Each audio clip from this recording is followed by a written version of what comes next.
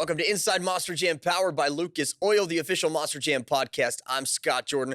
One of my favorite series on this show is Diary of a Crew Chief. We have some great ones, and now we're ready to open up Chapter 4. It is my pleasure to go to the Great Clips hotline to Paxton, Illinois, to welcome in Great Clips Mohawk Warriors, Matt Delsanter. Matt, welcome to Inside Monster Jam. Great to have you here.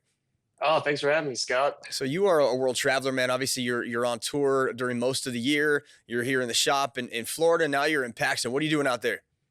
So I got sent up here to come help operate MJU, be one of the more senior technicians here, and kind of help get our newer technicians up to speed and really get them in the pace of an event, and then just be that helpful hand when things do go wrong up here. It's a big operation up there. I know drivers come through, hosts come through, technicians come through. So when you have these new technicians and you're there to try to help train them for career in Monster Jam, are you going back in time and imagining yourself in their shoes as well? Oh, 100%. When I first started with Monster Jam, I had no idea what a planetary was, or the fact that we had two axles within these trucks. So I definitely take that step back and think, all right, we got to get them up to speed here on just the bare minimum, and then we can really start diving into the harder parts of the truck. When was the first time you ever picked up a wrench and decided this was something that you felt you could make a career out of? So I've always been kind of a tinkerer a little bit, doing oil changes and brake jobs with my dad back home when I was young. But, I really decided to go full steam ahead with Monster Jam about 2016, kind of was it, crossroads in my life, and nothing was really going on. And I actually went to a Monster Jam event back in Cleveland, Ohio, and I was like, you know what? I want to do that. Let's try to do that. Well, that's a very big task in front of you to go to an event and say, you know what, that's what I want to do. So what obviously a lot of time between then and now happened. How did you end up getting your foot in the door where you had a shot at making this happen? So I went to a trade school for automotive, got my bare knowledge there. And then really, I didn't know a lot about the industry. I didn't know how the independents worked or any of that type of stuff. So all I really knew was Monster Jam and Feld Entertainment.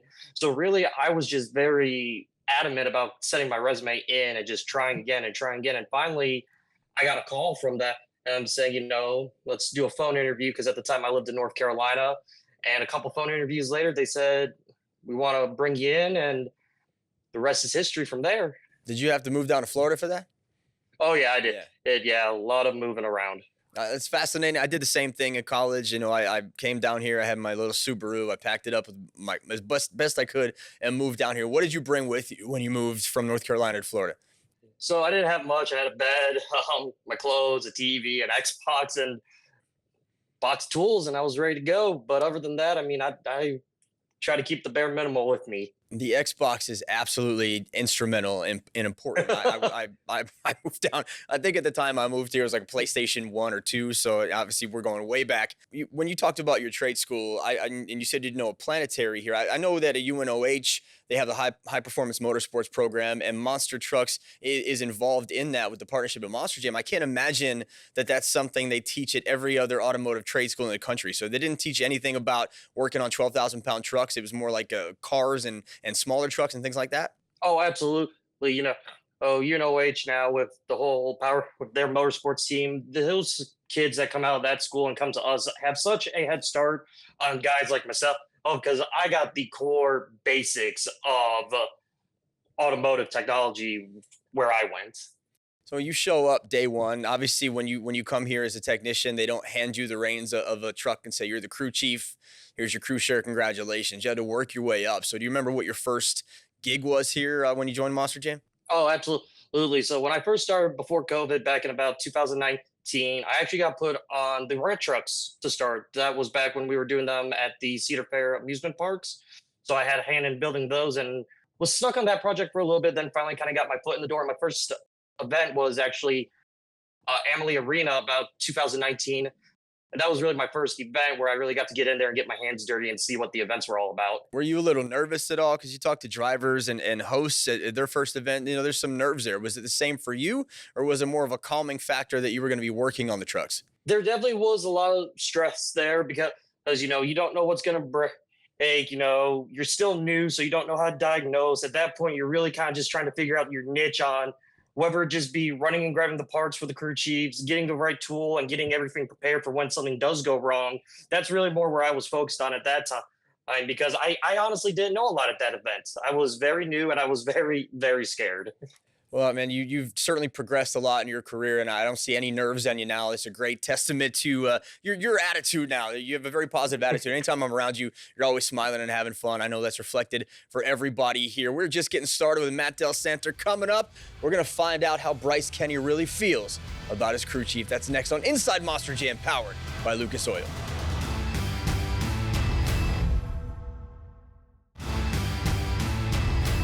Welcome back to Inside Monster Jam, powered by Lucas Oil. It is Diary of a Crew Chief, Chapter 4, and I am joined this week by Matt Delsanter. Matt, you've been partnering with Bryce Kenny for over 2 years now. How has that partnership been for you? Oh, it's been amazing.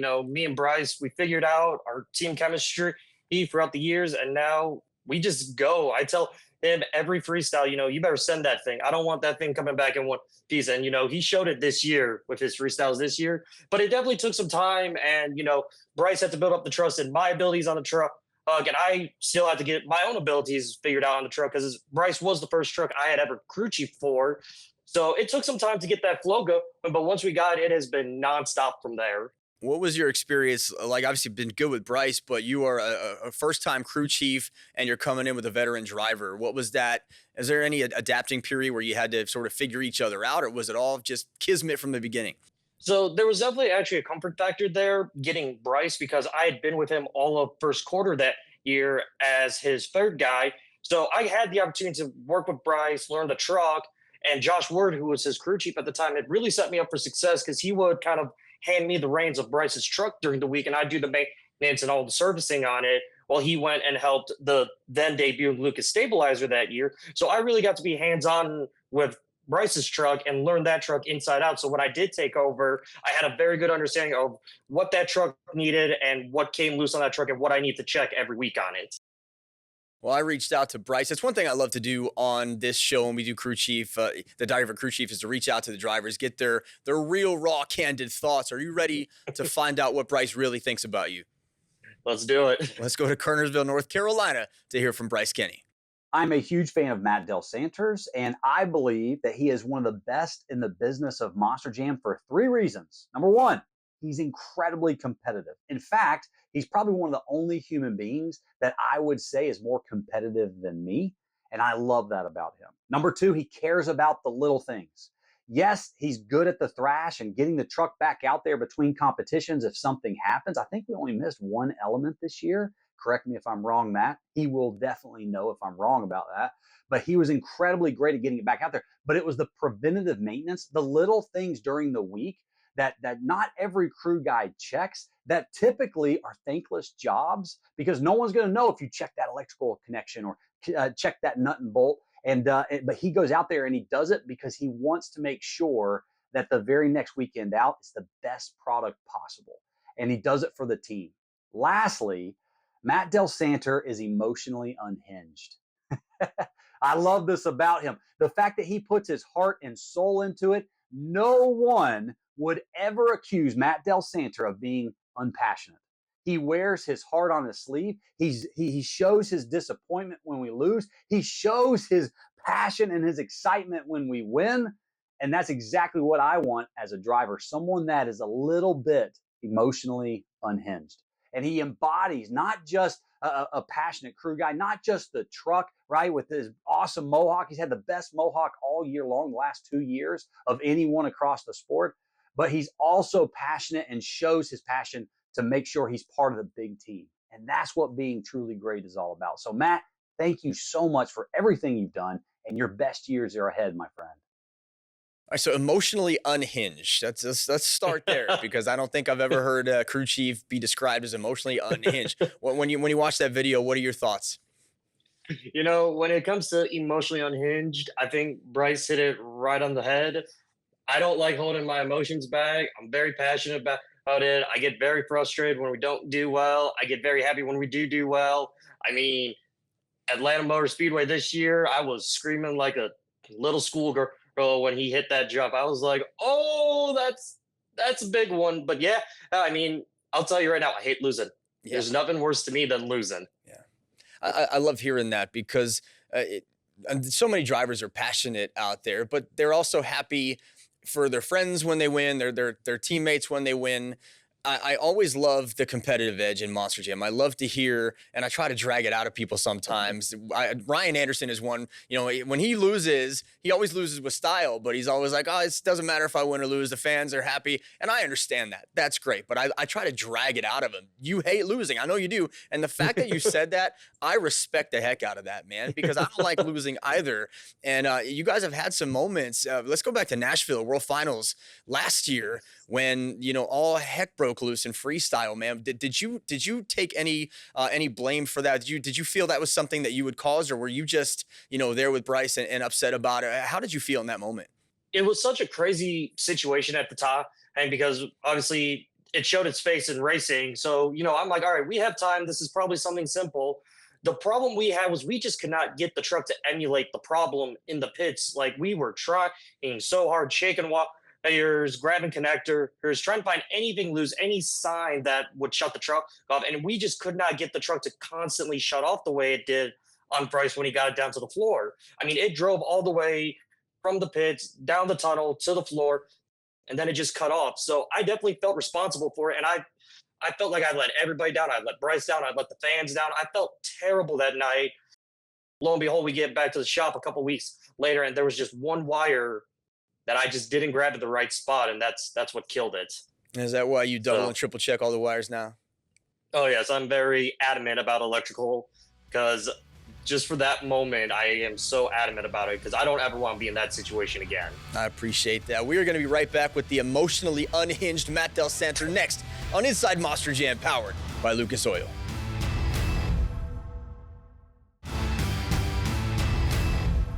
We are back with more Inside Monster Jam, powered by Lucas Oil. I'm Scott Jordan. I am joined this week by Grey Clips Mohawk Warrior crew chief Matt Delsanter as we chat about his career, his relationship with Bryce Kenny.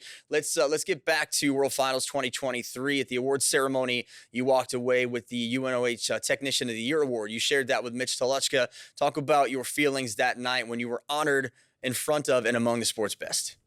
It honestly caught me off guard, because the technicians that were nominated that year, they are some of the best we have.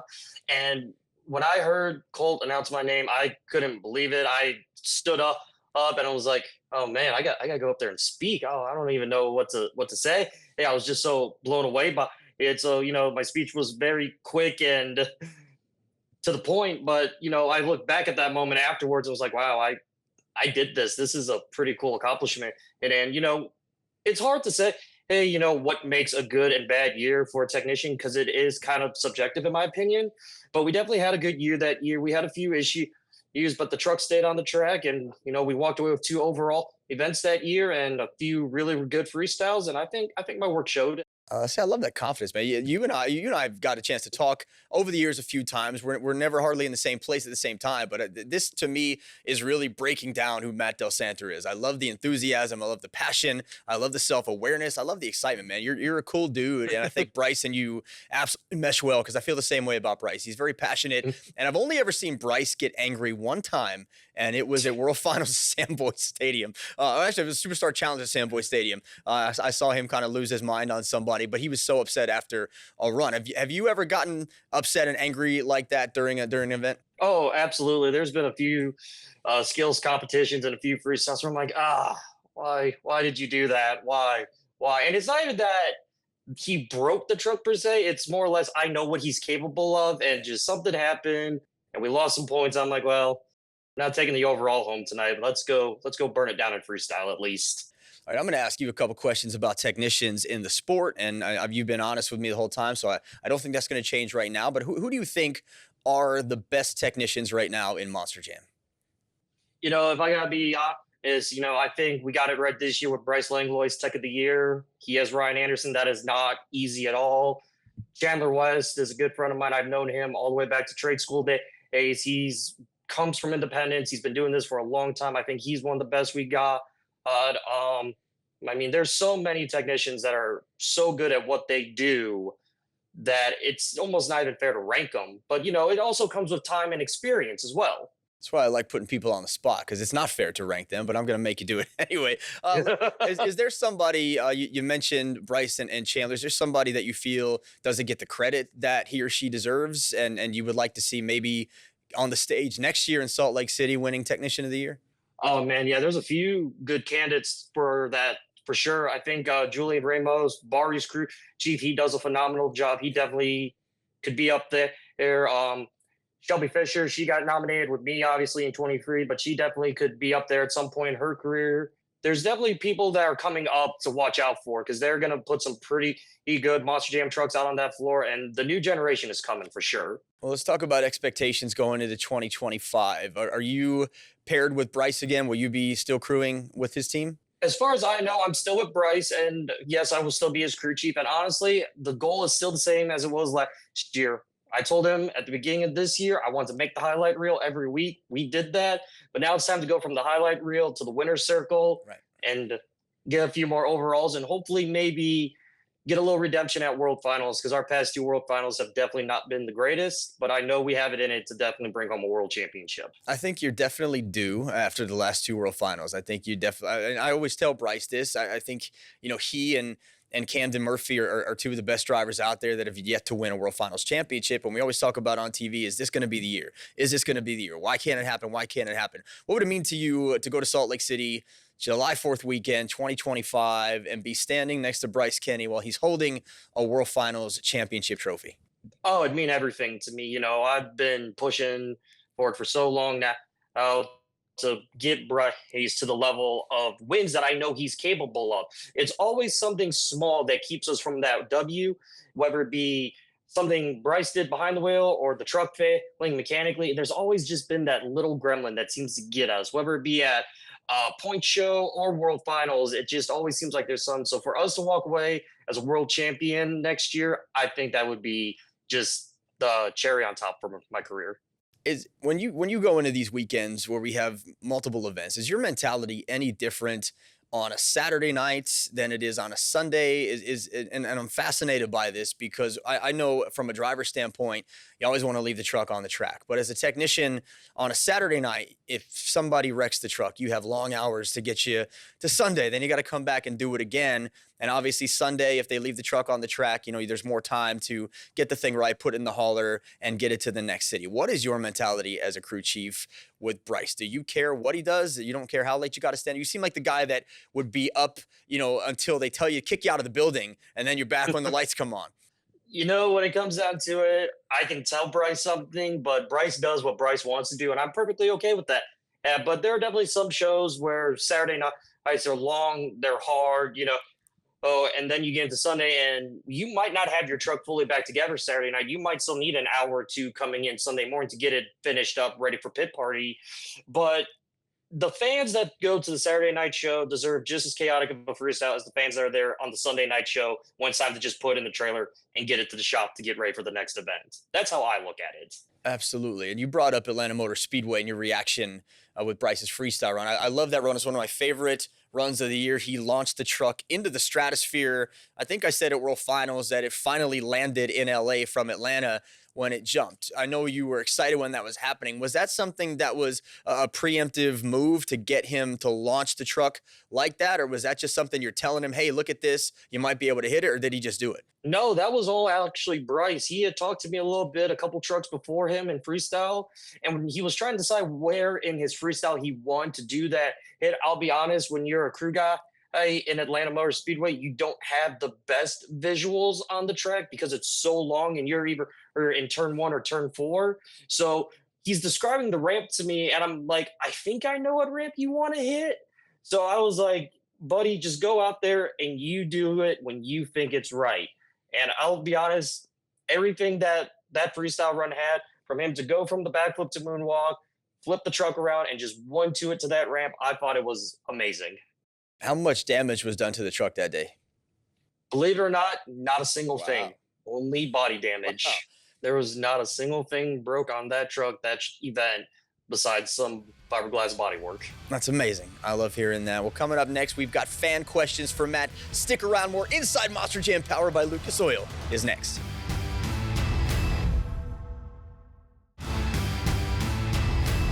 Welcome back to Inside Monster Jam, powered by Lucas Oil. I am joined this week by Matt Delsanter as we talk about life as a crew chief with Bryce Kenny. It is time for your fan questions. You can get involved in the conversation on Instagram at ScottJordanMJSX. For my first fan question for you, Matt, we're going to go back to Kernersville, North Carolina. Bryce Kenny has a question for you.